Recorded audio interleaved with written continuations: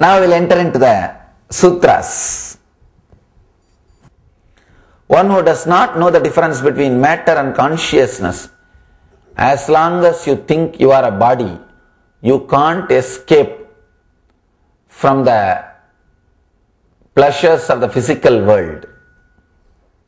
See, when you think you are mature, naturally the small attachments like a toy, Barbie doll, all these things disappears. Till you are matured, even if you try to renounce the toys, you may renounce physically but you will be thinking about it. Same way, till you experience your consciousness, you can't renounce the physical pleasures. Even if you renounce, you will be mentally thinking about it. The one who does not know the difference between matter and consciousness won't be able to practice restraint. Only when you experience you are a conscious being. Understand? You are not human being having spiritual experience. You are spiritual being having human experience. It is the other way. You are not human being having spiritual experience. You are a spiritual being having human experience. So, only when you understand the truth, you are a spiritual being having human experience, suddenly you will see the outside world or the pleasures of the world is not attracting you at all. It's not affecting you anymore. You are just beyond all these things. You are just living in a different space. The one who sees everything as movements in consciousness, he transcends sin and merit, bondage and liberation. This is the essence. This sutra is the essence. The one who sees everything as movements in consciousness. You are in consciousness and you are consciousness. Just consciousness is moving inside the consciousness. Understand? There is no matter. There is no jada. There is no outer world. The outer world also is inside your consciousness. This can happen to you when you start witnessing. When you start constantly witnessing whatever happens inside and outside, suddenly you will see all movements, whatever is happening, including you, is just part of your own consciousness. What you think as you, what you think as world, whatever you think as the outer world and the other person, everything is just movements in consciousness. This can happen to you when you witness, above all, when you unclutch from your body and mind. See, as long as you connect with your body and mind, you create a boundary between you and the world, you and the whole. When you unclutch, suddenly that boundary disappears. You are no more separate from the whole. You are no more separate from the truth. You are no more separate from the reality. You are just filled with the same thing. See, the body will be there as a body as long as you give the name for it. The moment the name disappears from you, it remains in you as just an experience without the so-called words or the qualities associated with it. You will see in reality it is the same. See, the power which runs your body is running the sun and the moon. The force which is working inside you is the same force running the solar system, running the whole world. if something is happening inside your body, it directly affects the sun and the moon. You will realize you are not an island as you think. You are not an island as you believe. Your belief that you are an island is too small. It's like in a big ocean. A small straw is floating. Piece of straw is floating. Piece of straw is too small to make the ocean into two pieces. Same way, your ignorance is too small to take away your enlightenment. Understand this important truth. Your ignorance is too small to take away your enlightenment. You are fortunate. Your enlightenment is more strong, more powerful than your ignorance. That is why the enlightenment is possible. That is why it is possible. Your ignorance is too small to cover you or to make you into two. One who sees everything as moments in consciousness, whichever divides you into pieces, just drop. As long as you carry I, the idea you will be there. The idea of other will be there. The moment you relax from the I, the idea of other will disappear. As long as you connect all your thoughts and see the things with your own ideas, you will see the outer world separate. But I tell you, once you unclutch from your body and mind, the one who sees everything as moments in consciousness, you will start seeing everything as moments in consciousness. He transcends sin and merit, bondage and liberation. You don't even ask for liberation. Understand?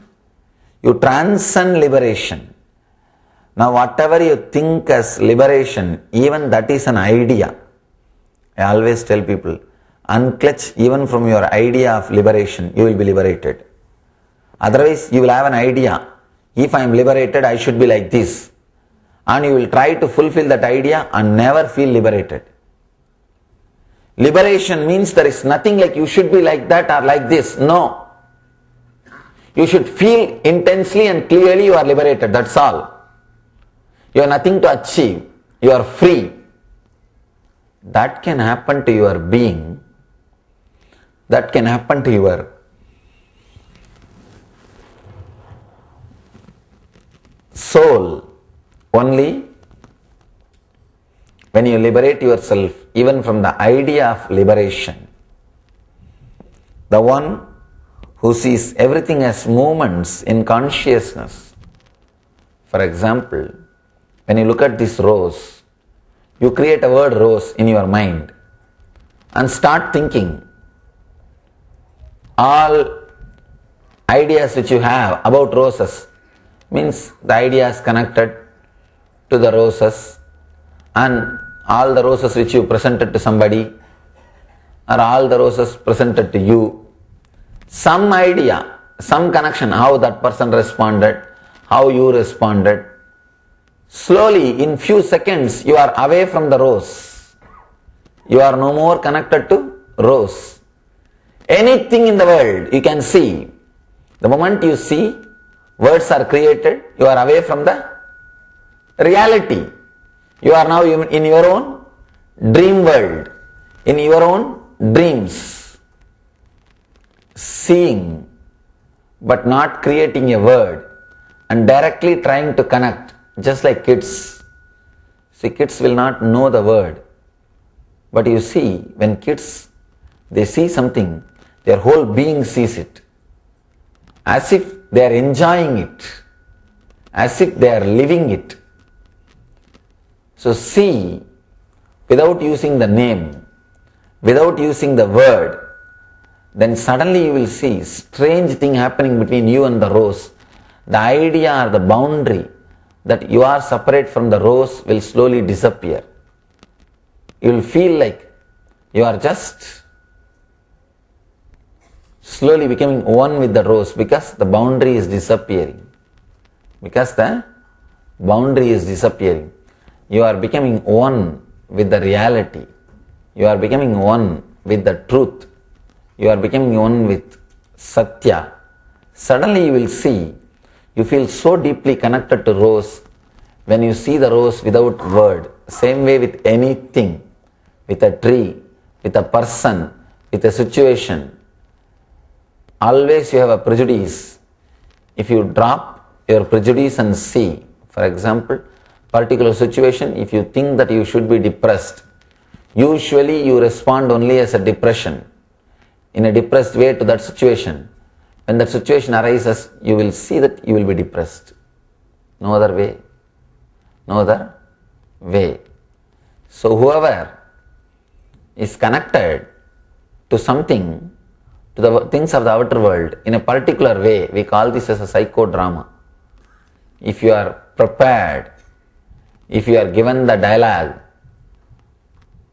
of depression at a particular moment, you will repeat the same mood, same dialogue throughout your life when that kind of situations arise in you. So the whole life is nothing but psychodrama, selected dialogues and psychodrama. Person who understands everything as movements in consciousness. That's a beautiful Zen story. One disciple goes to master and asks, Master, you have become a master. Please guide me also how to become a master. Master says, who said I have become a master? No, I am a master because you want to be a disciple. As long as you are playing the role of a disciple, I will be in the seat of the master. The moment you are no more a disciple, I will not be a master anymore. Disciple was shocked. He said, how can it be? Master says, yes. Only when you want to see a guru, you will see guru in me. For example, it's not that all the people who see me on the road, they all feel my presence or energy. No. Only a person who needs, who wants, he feels connected. So including your experience, everything is part of the great psychodrama being played here. Understand? Master plays the psychodrama of master-disciple relationship to expose you to the reality and to take away all other psychodramas from you. That is why we say Guru-disciple relationship is the ultimate relationship and last relationship. Till you have that relationship, you will have all other relationships. Once you have the Guru-disciple relationship, he swallows all other relationships.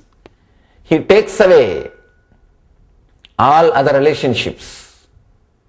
And now nothing else will exist.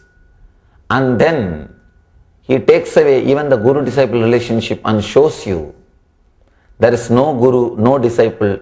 There is only one thing, that is, you can call it as a you or me. It is only one. As long as the you and me exist, there is a possibility for relationship. In reality, you and me itself doesn't exist. It is one and the same. You may call that as a you or me. That's not a problem. Any word you may use. But you will realize the one who sees everything as movements in consciousness, you will realize you and me are just two different waves in the same ocean. Two different waves in the same ocean. Maybe a big wave or small wave, but whatever it is, but same ocean. You are also going to settle down into the same ocean. I am also going to settle down into the same ocean. Even if you don't want, you will fall only in that same ocean. The wave, when it raises, when it is in its peak height, and when it falls, in all three times, it is directly connected to ocean. It can't be away from ocean. It can never be separated from ocean. Even if the wave thinks it is become separate from ocean and it has to get liberation, it has to reconnect itself to the source and ocean. Even if you think you are separated from the ocean, you are connected to ocean. Same way, even if you believe you are in bondage, you have not achieved liberation, please be very clear, you are never bound. You are eternally liberated. You are connected to the source. You are connected to the ocean. You are filled with energy.